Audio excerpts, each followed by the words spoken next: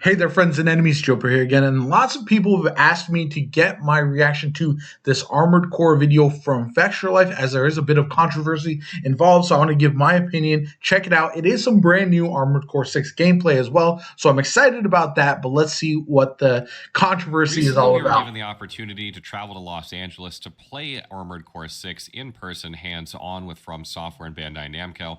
And not only that, we were given the opportunity to pilot a real-life mech, which was pretty cool. And in this video, I want to This go over looks so our sick, by the impressions way. from that event. I'm Tell in you what we think already. about Armored Core 6 so far and what you can expect when the game comes out next month on August 25th.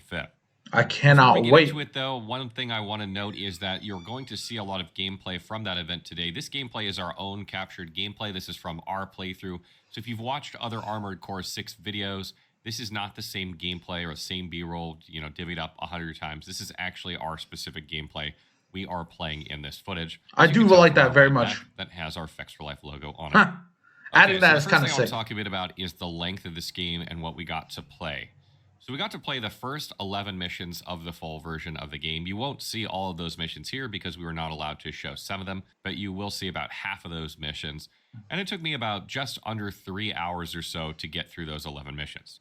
That makes sense. What's really intriguing about that to me is that we were told that the game would be around 50 to 60 hours long, which means that your mission count by the time you complete this game is probably going to be over 100 missions. I wouldn't expect it. That's actually kind of crazy. It's a very long Armored Core game. It might be too long, to be honest, for a game like this. But I mean, who's going to complain about more content? So if it is 50 to 60 hours, I wish games were in like closer to the 30, 40 range, like for me personally, just because there's so much going on this year with like Baldur's Gate coming out soon. We got Starfield coming out soon. There's just so many different options for video games.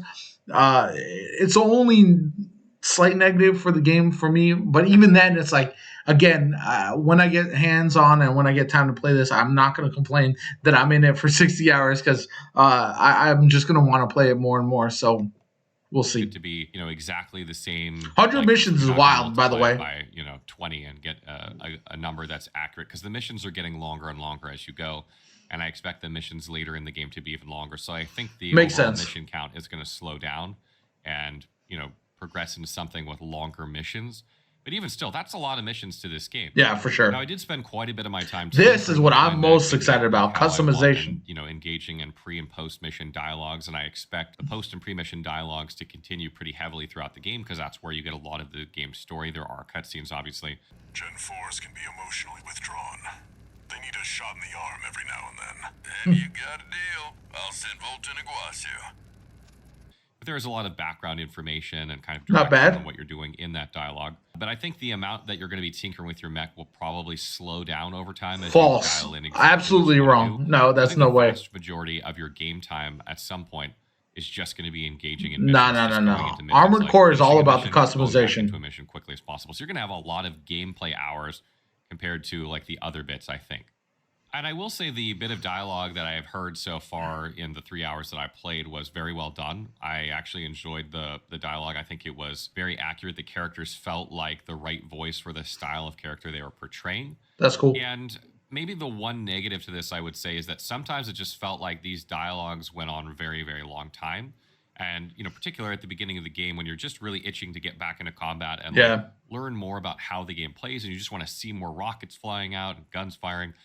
It's a tough balance, in my opinion. Sit there for a bit and really listen to these dialogues, and you can skip these dialogues if you want. But I was really trying to get the background story of the game and really learn some things about Armored Core 6. So I sat there through this. But I think as a new player, you're probably going to want to get back into combat faster. And so I think the dialogues run a little long, particularly early on. I don't think it's going to be as much of an issue later in the game. But yeah, that would make sense. That a little bit shorter. It's nitpicky, I know, but it's just a little detail.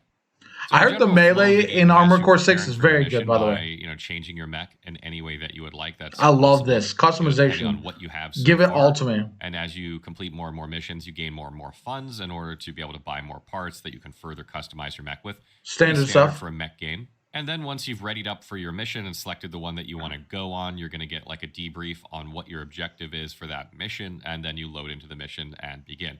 Usually missions kind of follow this format, at least larger missions, where you start out in like a big open outdoor area, have some objectives, And then as the mission progresses, you kind of go into a more indoor confined space that's more Souls-like-ian, if you will, where like there's less verticality to it than That the makes outdoor sense. space, and more, horizontal mobility and fights.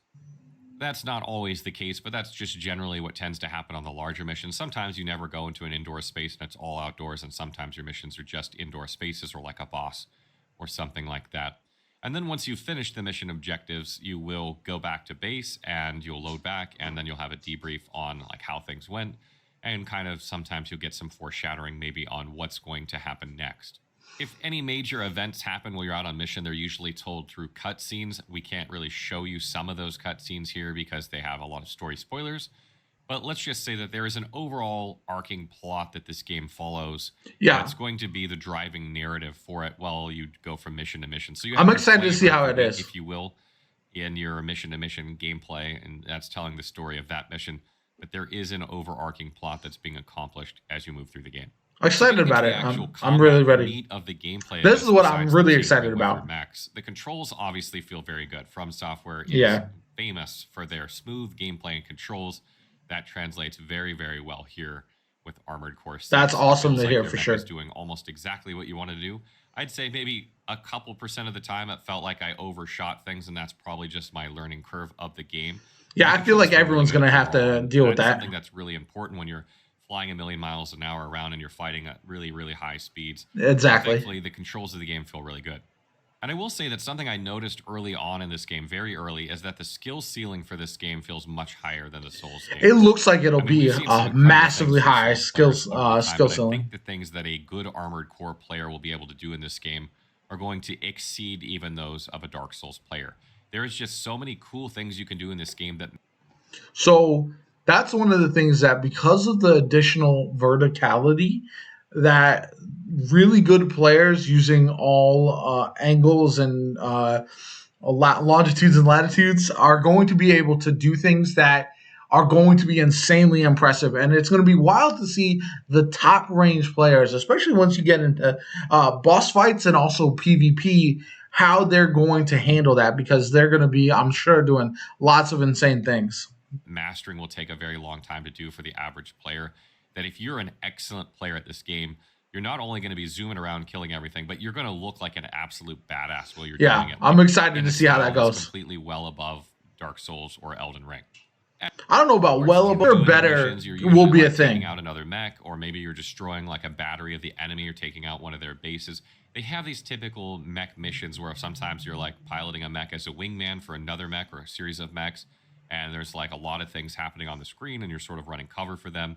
Had this really nostalgic feeling to me. I haven't played a mech game in a really long time, and I'm so excited about it. Back to the mech warrior games I used to play. I love those games too. So, and I spent a lot of time tinkering with my mech. I painted my mech, I put decals on my mech, but I also swapped parts in and out, different legs in and out. I'll be doing that a ton. Different weapons, trying them out.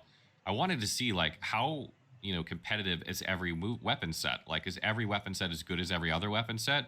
Or are there definitively better combinations than others? That skill is kind of sick, by the way. 3 hours, which is, again, not a huge amount of time. It does seem that there are weapons that are distinctly better than others on average. Of course, that's always going to be the case. It didn't take me that long to like really hone in on what was working for me and what wasn't. And I expect this to change probably somewhat throughout the game as you get more equipment. But generally speaking, it did feel like there were things that worked better than others. Yeah. And I want to talk a little bit about that as well. For instance, melee is extremely strong in this game. That's what I've heard. That's what I've heard. You have to get point blank to the enemy or pretty close, because your mech will actually... I want to build into like a melee mech. I feel like that'd be sick. Attack them, and one particularly strong... Might not be good against bosses, though. Enemies have like a stagger gauge in this game, not unlike Sekiro, where once you stagger them, they're vulnerable for a few seconds, and they take full damage. Their defenses don't come into account, and they just sit there while you can blow them apart with your weapons. And melee is a huge way that you can accomplish this easily and build up stagger very, very quickly. Yeah, that's awesome. I also found that like using a bazooka. This boss is my favorite boss in the game. So that after I did this that we've seen so far, I could just fire that bazooka. And you can use it. Okay. Before they could move, and that would often like completely fill up their stagger gauge if they were. That's sick. And then I could melee attack again and just kind of keep repeating this pattern. This is what I did to the final boss on level or mission 11. And it actually allowed me to beat it first try. I was just hyper aggressive with melee and my bazooka. And that's awesome to hear. I hope it was staggered. I would just unload my rocket. I hope different playstyles are viable when you want to play up close, shotgun, type gun, rockets, swords, whatever. Or if you want to play more in distance type character with maybe a more sniper type weapon. As long as like that customization is going to lend itself to a lot of people finding their own style within the game, which is absolutely important. It's into it and just kind of keep repeating this pattern. So I do feel like you will have a build that works for you. I'm not trying to say there are not other builds that would work, but I found the one that worked for me. And I do think players will each have their definitive style, but I also think there will probably be meta builds in this game that work Of better than course, others. there's No always surprise there. meta builds, So then let's always. talk mech customization. You will spend some time customizing your A mech in this lot game, of and I time. feel like as the game goes on, you'll probably spend less and less time doing this Probably as you not. find a setup that works for you. But Some particularly people, at the beginning of the game, you're but going to spend Armored time Core changing fans legs, probably not. changing weapons, and every time you get new legs and new weapons and new cores and stuff, you're obviously going to want to try these things out. But there is a lot to it when you start really diving into the customization. Yeah, this For is what instance, there I'm are just most a lot excited of about. stats on these weapons when you first look at them that you're not going to understand exactly what they do unless you are super familiar with Armored Core. And as a new player, Give me the you're gonna be Gatling like, gun. what does all this mean? And you need to spend some time really understanding that. We might do a video on this at launch, sort of explaining these just to help ease people into it. It's not super necessary to understand these things, mind you, because you can just make your mech and go into combat and you're fine.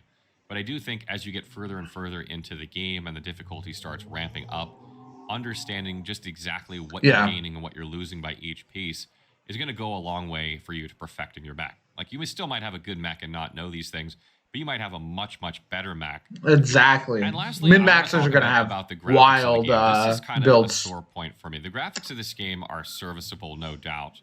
But the game is made for last gen and this gen consoles. And so I think you're going to see it once again, the graphics of this game suffer kind of the way Elden Ring's graphics suffered. Obviously, That's such a wild take, and this is what I saw kind of a brief clip of on Twitter, and that people wanted my reaction to because it's like Elden Ring looks gorgeous. Like by all accounts, Elden Ring is a beautiful game. So at what point are graphics less necessary than just a good looking game? You know what I'm saying? Like yes, eventually we need to leave behind last gen. I completely agree.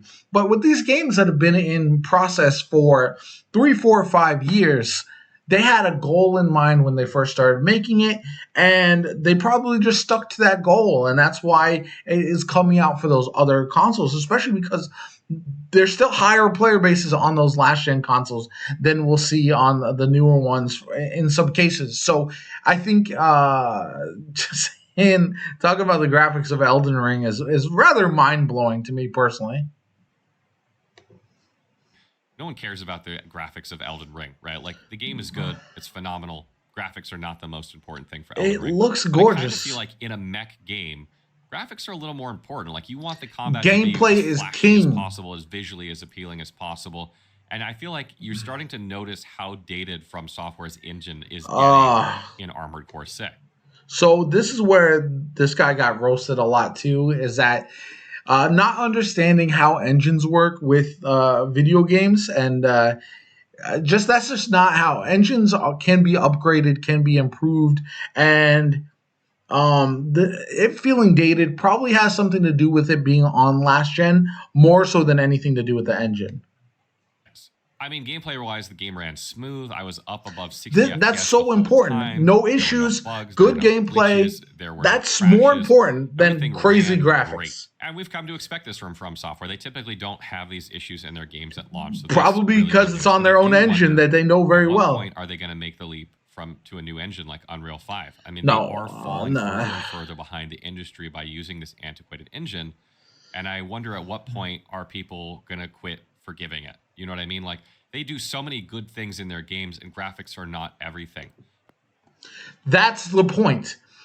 Graphics are not everything. Good gameplay, lack of bugs, lack of issues, all of that is far more important. There's a reason Elden Ring was many people's game of the year, why it's held in such high regard, why From Software in general is one of the top studios, developers in the business right now. And yes, there are things that they can improve on, but like this is such a wild take, honestly. Unreal Engine 5 is Unreal Engine is just not. the end all be all for engines. Not every game is going to be perfect for that engine either. It's just crazy.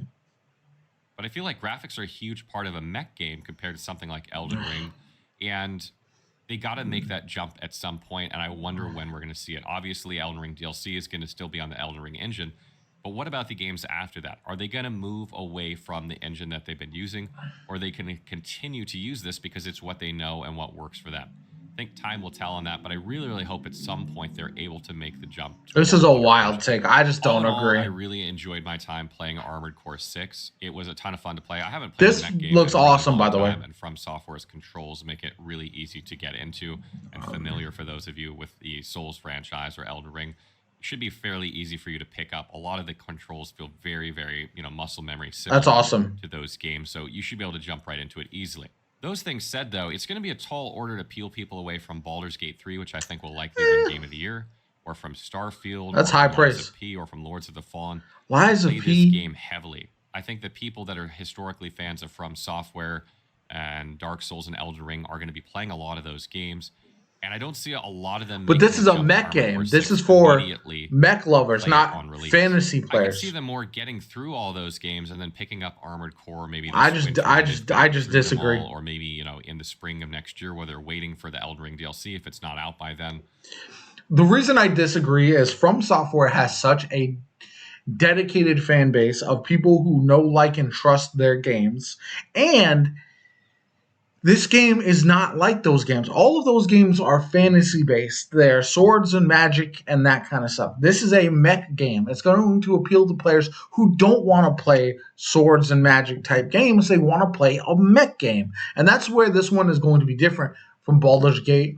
Starfield is going to be more futuristic, but again, that one's going to be on only Xbox. It's not going to be on PlayStation. So PlayStation players are more likely to either be on Armored Core or one of the other games. And this comes out before Baldur's Gate 3 on PS5. So PlayStation players are probably going to lean more towards this than I would imagine than Lies of P, than Baldur's Gate, which comes out after it, than Starfield, which they won't have access to. So I think that's a misnomer, and maybe it's for PC players. But even then, Starfield,